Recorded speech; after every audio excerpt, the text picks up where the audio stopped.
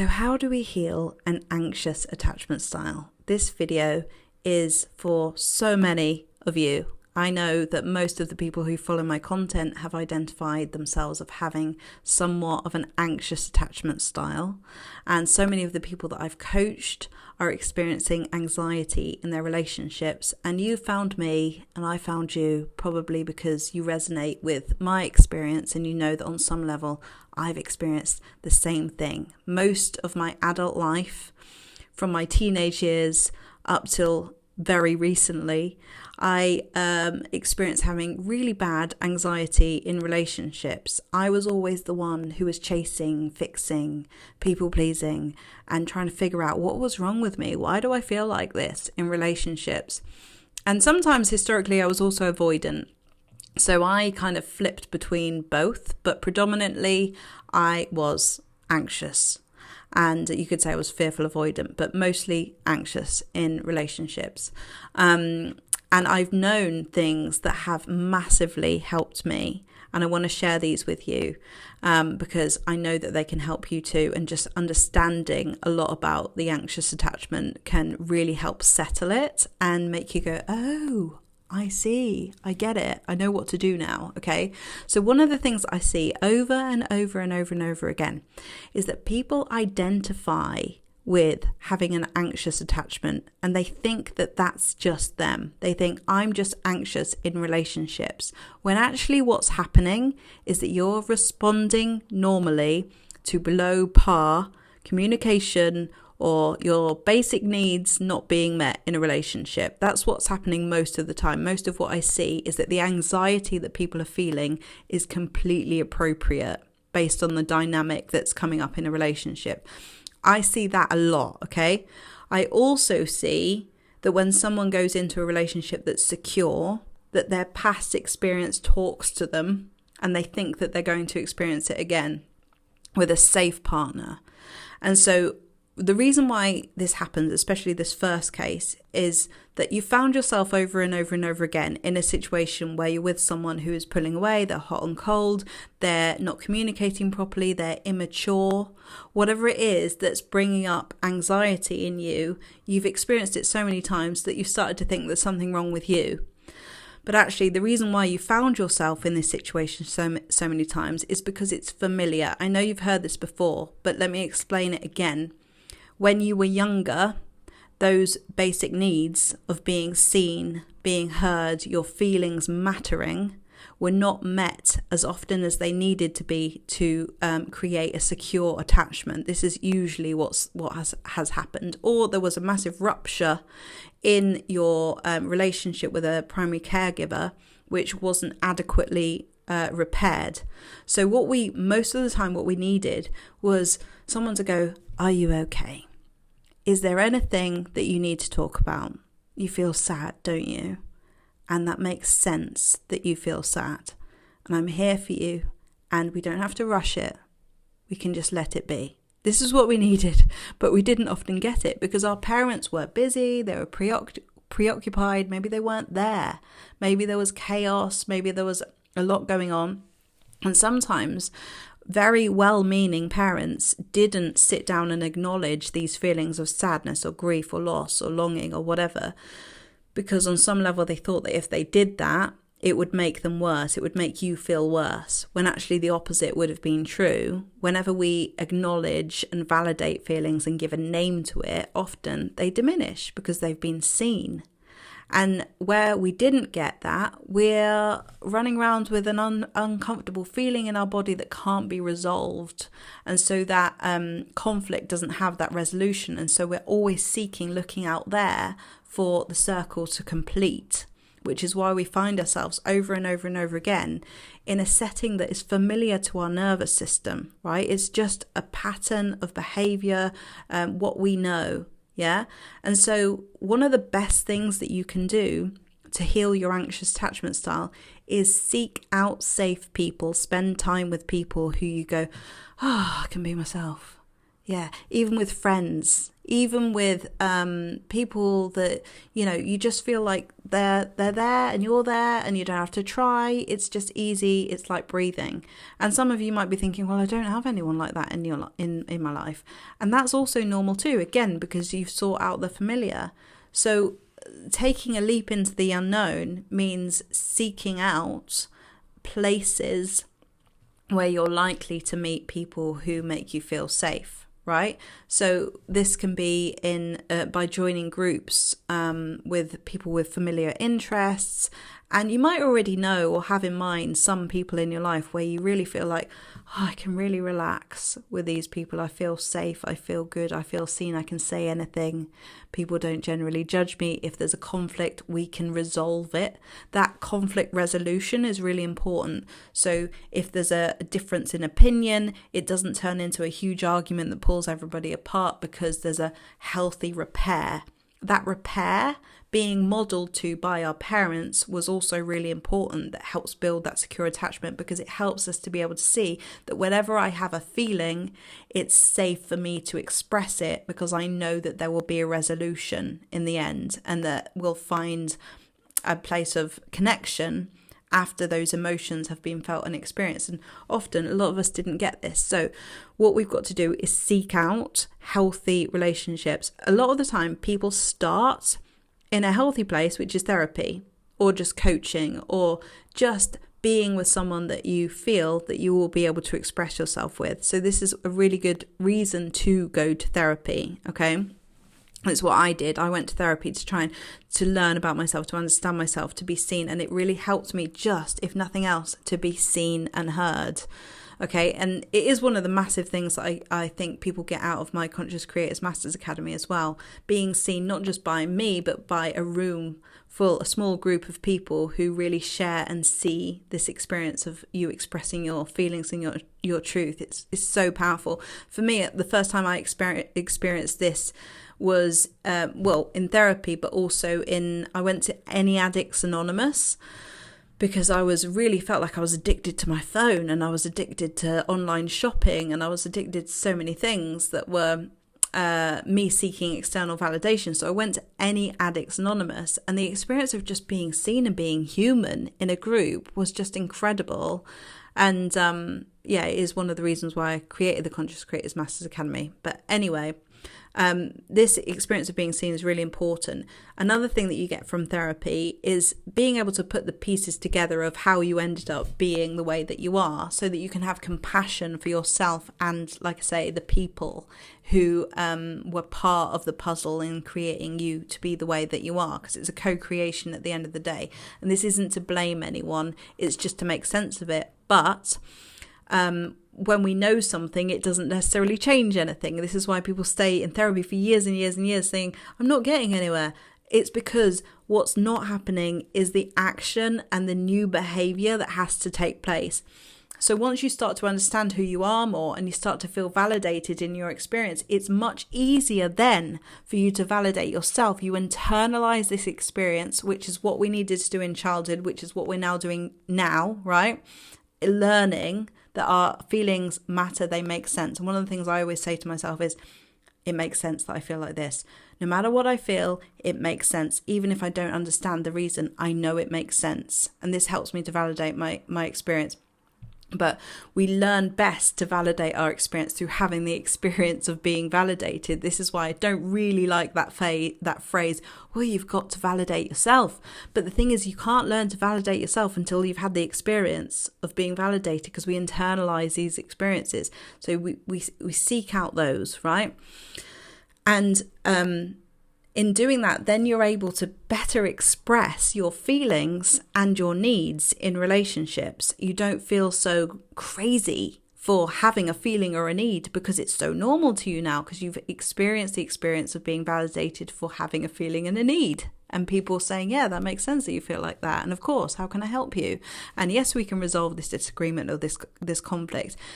Once you've experienced this a few times, you start to see the difference with what you were putting up with and what you were experiencing before, where you weren't being seen and you were tolerating someone with an immature level of emotional intelligence, right? and you were struggling to be seen and get those needs met because that person also wasn't capable of doing that for themselves, never mind you. So once you start to be able to see the difference between safe relationships and relationships where your needs and feelings are not being met, then you start to be able to express yourself more, set better boundaries. Boundaries are going to massively make you see that you're actually not anxiously attached anymore. When you set really good boundaries for yourself, and I don't mean shutting people out, I just mean getting to a place where you know who you are, you know what you feel, you know what you need, and you don't need to debate it with yourself, and therefore no one else gets to debate it with you either, right? You just get to say, this is who I am, this is what I need, can you meet me there or not? If not, then we're going to have to part ways for now, because I know what I need, and I'm not going to put myself through the stress or the anxiety of being in a situation where those needs are not being met. This, by the way, for anyone who is thinking about how is this manifestation? This is manifestation. This is embodiment of self-love. This is embodiment of you knowing yourself. This is the embodiment of transformation within yourself. The version of you that knows that you are good enough, that you are worthy, that you have got everything within you to create the relationships that you want by expressing your truth and being authentic, right? All of this stuff reduces anxiety so much. And at first, it doesn't. Let me just say this. At first, it doesn't, because what happens is where you've been a people pleaser all your life, the pendulum's all the way over here, and you're doing the people pleasing, you're doing the trying to chase to get affection, you're trying to adapt to someone to be what you think they want you to be, and you're doing all of that and you feel really anxious and rubbish. Then you realise through all the experiences of safe relationships and conversations, and that your feelings make sense, that actually, oh my God, I need to set boundaries. And then it's almost like the fear of rejection, of abandonment, pushes you all the way to the other side of the pendulum, where you set a really hard boundary, which looks like, get out of my life. I can't speak to you anymore. Goodbye. If you're not going to be what I need you to be, that's the end of it. Bye. And that's a really hard boundary that then you start thinking, oh no, why did I do that? I want to take it back. And you go all the way there again. And what happens in the healing process is a lot of swinging between both sides, right? Again, this is really normal. You're going to have times where you go, oh no, why did I do that? I shouldn't have said that. Again, normal. Yeah, you're very, very normal. When you're healing, all of this process is getting back to a place of equilibrium, like I say, where you go, I know who I am, I know what I need, and I know that it's okay for me to ask for it. And if you're not where I am right now, that's okay too, because I'm not going to take it personally. I'm not going to perpetuate the story that I'm being abandoned and that no one loves me, because I have the love within myself that's directing me to the relationships that are going to serve me best, right? So I hope this has all made sense. I think this encompasses it all, really. But essentially, it's seeking out safe relationships, which leads you to being able to learn how to validate yourself, which leads you to being able to express your needs and your feelings, which leads you to being able to set better boundaries, which leads you to safe relationships romantically. The other thing that I want to say as well is that part of healing is being able to see that you've had a past. You have had a past, and that past is valid, exists, and you have been hurt, and there's been things that have created a neural pathway in your mind which says that intimacy equals danger. Okay, so even in a really healthy, safe relationship where someone is showing up consistently, they are committed to you, they are holding the space for you, you might initially feel anxious, and that also is normal. So it's being able to have the empathy and compassion for yourself to know that these feelings can all exist and you can still create a secure attachment. It's being able to know that, okay, anxiety is going to be part of my life. Yeah, anxiety in relationships is normal, and especially at the beginning of the relationship, when everybody's like, oh, the beginning was so amazing and like we're so in love. Actually, the beginning is often the most terrifying part of a relationship, because you've got all of this past speaking and you don't know this person yet. And time has to pass in order for you to be able to see, do I trust this person? Is this person showing up for me? And do I trust myself? That's the main thing. Most of the time, people with anxious attachment just don't trust themselves. Okay? And that's the thing that we need to learn to build on in order for you to start to feel secure. And the way that you do that is through all of those steps that I just took you through, right? Seeking out safe relationships, understanding your past, being able to validate yourself, having the experience of other people validating you. And then being able to speak your truth, and you can test this out with people that you feel really safe with, right? So test it out with friends, test it out with family, and build up your capacity to being able to test it out with someone that you feel you have more stake in losing, right? So if you lost someone who you were really attracted to, who you really wanted to be in a relationship with, it's going to be scarier to do that initially until you start feeling really safe within yourself. This takes time. Also, another part of the process with healing anxious attachment is being hurt.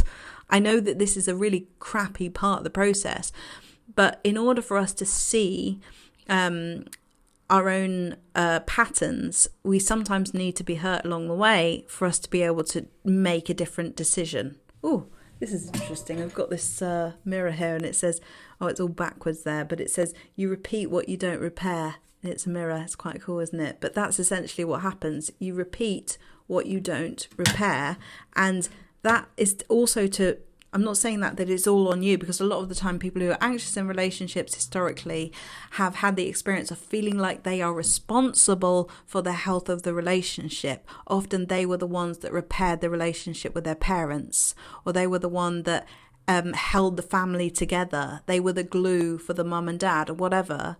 You know, this makes you feel like I'm responsible for this person's emotions. And if I don't do something, if I don't give everything, then they're going to go away. It's going to be my fault and I'm going to feel all of this shame. These are all patterns and stories that can be uncovered for you personally in therapy or in coaching, right? And it is important for you to be able to shine a light on those in order for you to be able to release them. And I've seen amazing things happen when, you know, that example of someone feeling like they were responsible for being the glue that held their mum and dad together meant that they felt really, really responsible in relationships, and they had to be a certain way in order for the relationship to be intact. And when they saw that, they were like, oh my God, I've done that my whole life and now I don't have to. And even being able to see that helps you have the option to be able to choose a different behavior, right? We can't know what we don't know, and we behave instinctively based on how we've always been and what we've known ourselves to be. But in this process of changing an anxious attachment style to secure, you have to be of the mindset that you don't know what you don't know, and you might not be anxious. You might just be responding normally based on what's happening, what you're experiencing, and who you've been in the past. But today, now you get to change the chapter, turn the page over in the book and say, who do I want to be today? And it's a day by day, moment by moment thing. And like I say, you're going to take 2 steps forward and 1 step back. And you're going to go backwards and forwards, and it's okay. That is part of the process. That is part of the process. And a lot of the time people go, oh no, I messed up. I text someone I shouldn't have. That's okay too. That is also part of the process. A lot of the time, you know, you'll start to recognize the red flags of your own nervous system. When you start to feel chasey, anxious, you start to feel shut down. Your body is talking to you, and it's one of the main things that I talk about in the Conscious Creators Masters Academy is understanding the language of your nervous system so that you can respond appropriately to it, and therefore do what you need in order to get your needs met, right? So yeah, there's so much more I can say about this, but I hope that this has validated you, has given you a better understanding of yourself, and has given you some steps that you can take. And understanding that it takes time. Yeah, it's not going to happen overnight, but you are on the journey. You're doing well. You're watching this video. You're getting there. You're doing it. Honestly, you're going to start to see red flags much clearer and easier. and your experience is going to help you to become the secure person that you want to be in the secure relationship that you want to have. You are on the way. All is well. Thanks for watching, and I'll see you in the next video.